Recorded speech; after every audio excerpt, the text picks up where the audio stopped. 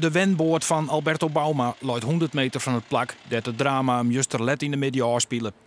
On het fietspad bij het rivierke de Potmarge. Ik was net met aardappels aan het afgieten en alles, dus ik had andere bezigheden. En ik zat halverwege te eten toen, ik 5 minuten eerder geweest was, dan had ik daar staan, of lopen. Bauma kwam er letter pas achter wat hem afspelen hier. 2 jonge vrouwen hingen een mansjoen en kwamen in paniek bij Bauma. Dat die slaande bewegingen maakte in gras, dachten ze. Maar ja, toen ging hij hun voorbij en toen zagen ze die vrouw liggen. En toen hadden ze geen beltegoed of iets. Toen heeft een andere man verderop erop attent gemaakt.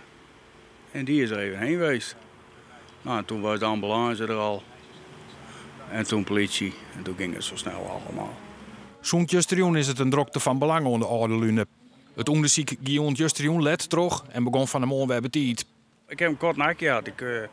3 uur en 7 uur stond de bewaking hier. En ja, dan begint het fietsen en dan begint het allemaal weer te geroezemoes en dan ga je er maar uit. Want, en zo gaat het de hele morgen al door. Wat wordt er nou nog onderzocht? Nou, gisteravond hebben we op alle plaatsen spooronderzoek gedaan. We zijn natuurlijk ook gestart met het buurtonderzoek. Nou, daar gaat ook heel veel tijd in zitten. We willen zoveel mogelijk mensen spreken.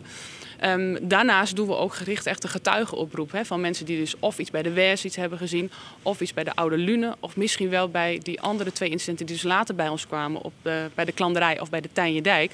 Als mensen iets bijzonders gezien hebben, of mogelijk wel op een andere straat of een ander gebied een bijzondere man hebben gezien of aan zijn gesproken. Wij willen heel graag met alle mensen spreken die maar een klein beetje informatie voor ons hebben. Dat is voor ons kan erg belangrijk zijn voor ons onderzoek.